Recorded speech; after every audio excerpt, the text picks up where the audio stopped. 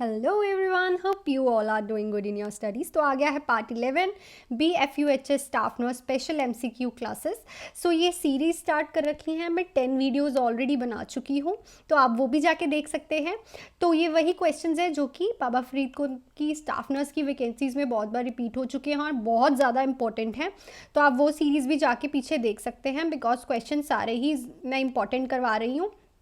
उसके बाद अगर आपको मेरी पर्सनल असिस्टेंस चाहिए, अगर आप चाहते हैं कि मैं आपको पढ़ाऊँ, तो मैं आपको आप मेरे को कमेंट सेक्शन में कमेंट कर दीजिए। मैं आपको अपना टेलीग्राम का लिंक दे दूँगी, आप वहाँ के मेरे से अपना PDF बाय कर सकते हैं और मेरी पर्सनल असिस्टेंट से वहाँ पे अपनी BFUHS की तैयारी कर सकते हैं। बिकॉज देखो, कंपटीशन बहुत ज़्यादा टफ होने वाला है, क्योंकि बहुत टाइम बाद बाबा फरीद कोट की जो है वो वैकेंसीज़ निकली हैं, तो काफ़ी बच्चे हैं इस टाइम जो कोचिंग्स ले रहे हैं। सो आप भी थोड़ा अपना दी बेस्ट दीजिए, ठीक है। और आप मेरी पर्सनल असिस्टेंस में मैं आपको इंपॉर्टेंट टॉपिक्स बताऊंगी, वहाँ पे आपको PDF प्रोवाइड करूंगी जो कि बहुत ज़्यादा इंपॉर्टेंट क्वेश्चंस का है और रिपीटेड क्वेश्चंस का है। आपके बेसिक्स क्लियर करूंगी और अब हम फोकस वहाँ पे हम करेंगे। अगर कोई बच्चा इंटरेस्टेड है तो हम फोकस करेंगे कि हम मेन पॉइंट्स ज़्यादा करें जो कि रिपीट होते हैं। सो आप मुझे कमेंट सेक्शन में लिख सकते हैं ताकि मैं आपको अपने टेलीग्राम का लिंक दे दूं और आप वहाँ जाके मेरे साथ ज्वाइनिंग कर सकते हैं। So without any delay start करते हैं विद आवर फर्स्ट क्वेश्चन। हमारा फर्स्ट क्वेश्चन है, A patient admitted with autoimmune disease asked the nurse what it is mean. The appropriate response by the nurse is, so एक patient है autoimmune disease से admit हुआ है और उसने nurse को कहा है कि इसका मतलब क्या है, तो नर्स उसको क्या रिस्पॉन्स करेगी? Immune cells produce so many antibodies, immune cells grows and multiplied too rapidly, immune cells are not produced in sufficient amount, immune cells were unable to distinguish between self and non-harm. सो देखो क्या होता है, जो immune cells होते हैं वो distinguish नहीं कर पाते कि ये जो सेल्स हैं ये हार्मफुल है या फिर हार्मलेस है।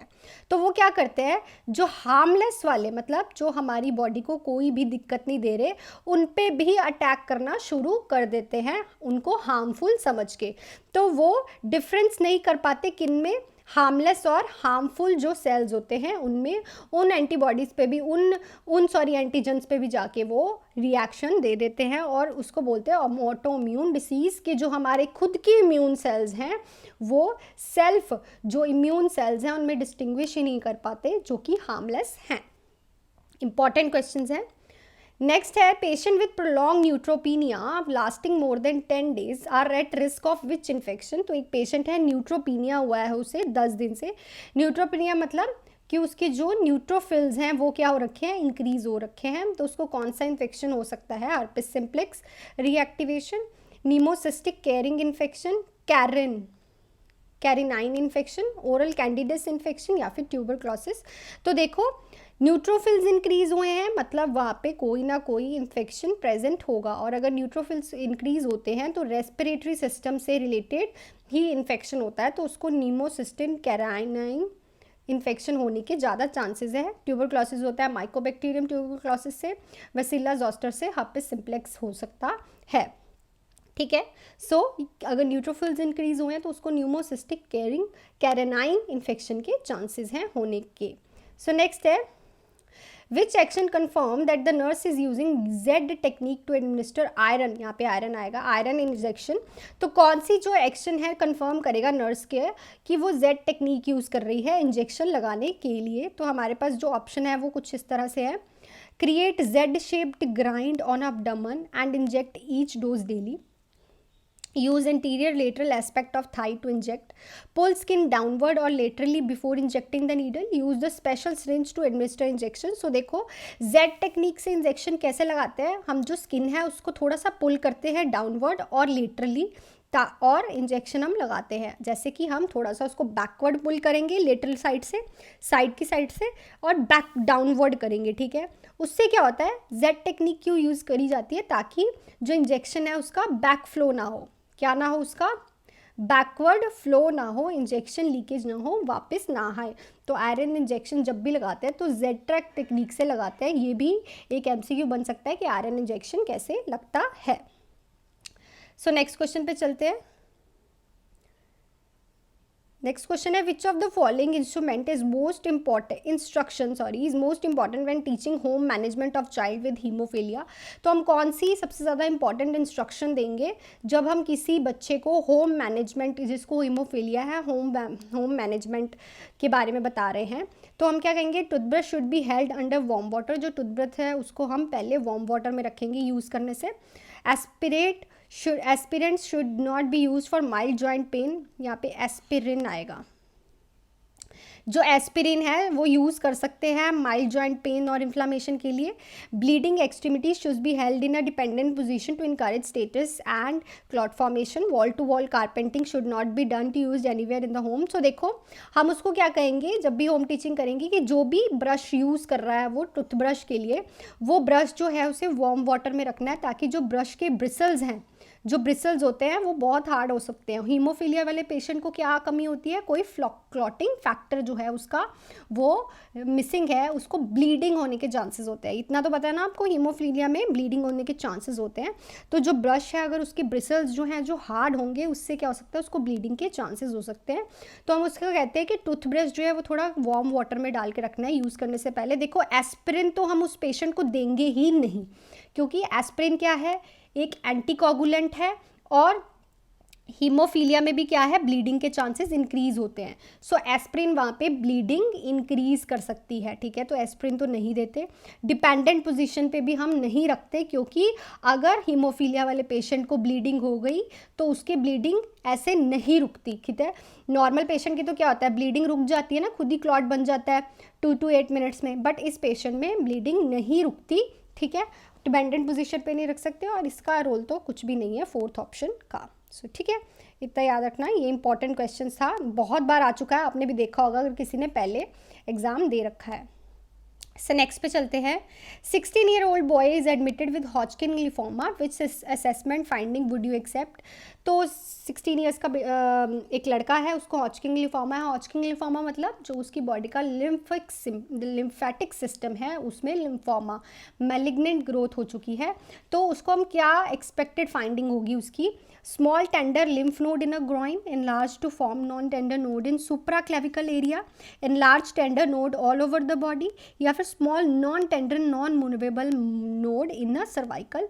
सो ऑलवेज याद रखना, जब भी किसी को हॉचकिन लिम्फोमा होगा तो उसकी जो सुपर क्लेविकुलर एरिया है ना, वहाँ पे नॉन टेंडरेबल नोड उभरी हुई दिखेगी। जैसे कि ये हमारा नेक एरिया है, यहाँ पे हमारी क्लेविकुलर बोन होती है, उसके यहाँ पे आपको एक नॉड देखने को मिलेगी, ठीक है, जो कि नॉन टेंडर नॉड होगी, ठीक है। आपको दिखा होगा उभरा हुआ देखने को मिलेगा, उसको हॉचकिन लिम्फोमा है। तो ये सिम्टम होता है, उसकी असेसमेंट होती है, ऐसे असेसमेंट की जाती है। नेक्स्ट पे चलते हैं। What should the nurse teach a client who is taking hypertensive drugs to minimise orthostatic hypotension. तो नर्स उस पेशेंट को क्या बताएगी जो कि हाइपरटेंसिव ड्रग्स ले रहा है और उसे ऑर्थोस्टैटिक हाइपोटेंशन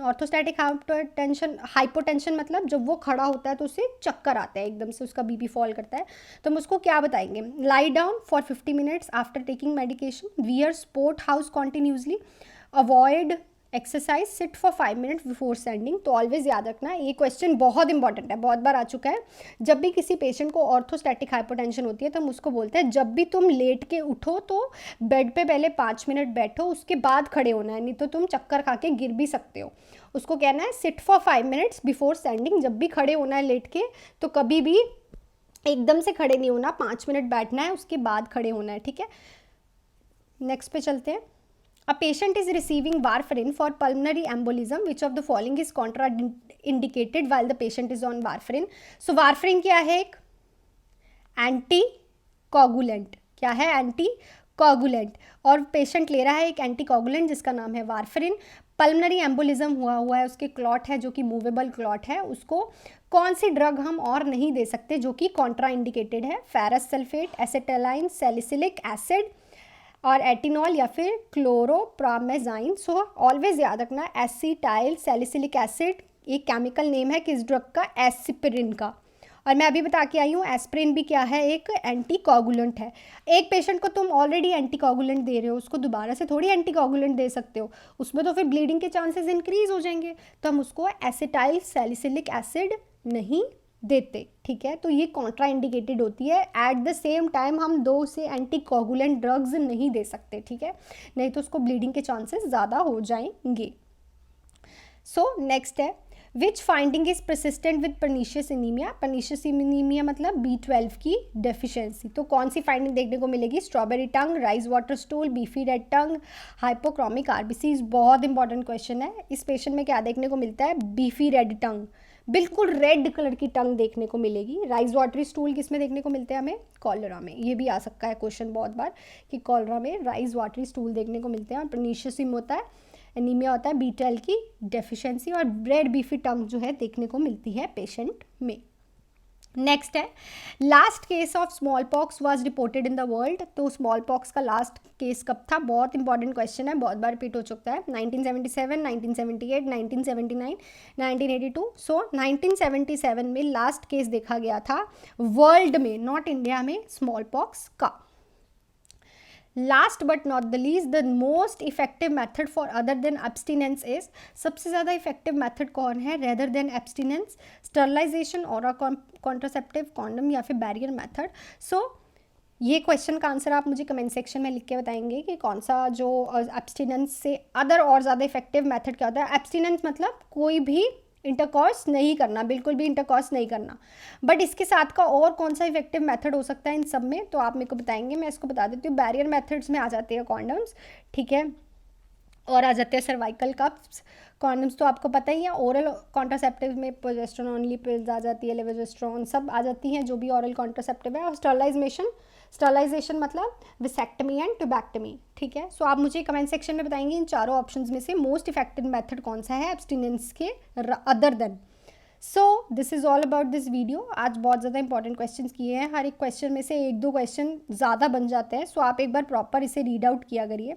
सो अगर आप मेरे से असिस्टेंस लेना चाहते हैं तो एस यू सेड आप मुझे कमेंट सेक्शन में लिख लीजिए। और सबसे बड़ी बात है कि ऑलवेज बच्चे जो BFUHS का पेपर है वो कहते हैं कि हम 2-3 बार दे चुके हैं पर नहीं कंप्लीट हुआ, बिकॉज आपके बेसिक्स ही नहीं क्लियर होते। BFUHS हमेशा एक सिनेरियो बेस्ड क्वेश्चन पूछता है, ठीक है। सिनेरियो बेस्ड क्वेश्चन करने की बहुत अच्छी अच्छी ट्रिक्स होती है, कैसे करना है तुमने, कैसे नहीं करना, और बेसिक क्लियर होगा तो सिनेरियो बेस्ड क्वेश्चन चुटकी में निकलते हैं। सो आप मुझे कमेंट सेक्शन में लिख सकते हैं, तो आप मेरे थ्रू भी कोर्स बाय कर सकते हैं। मैं आपको पर्सनल असिस्टेंस से सारी स्टडी कराऊंगी।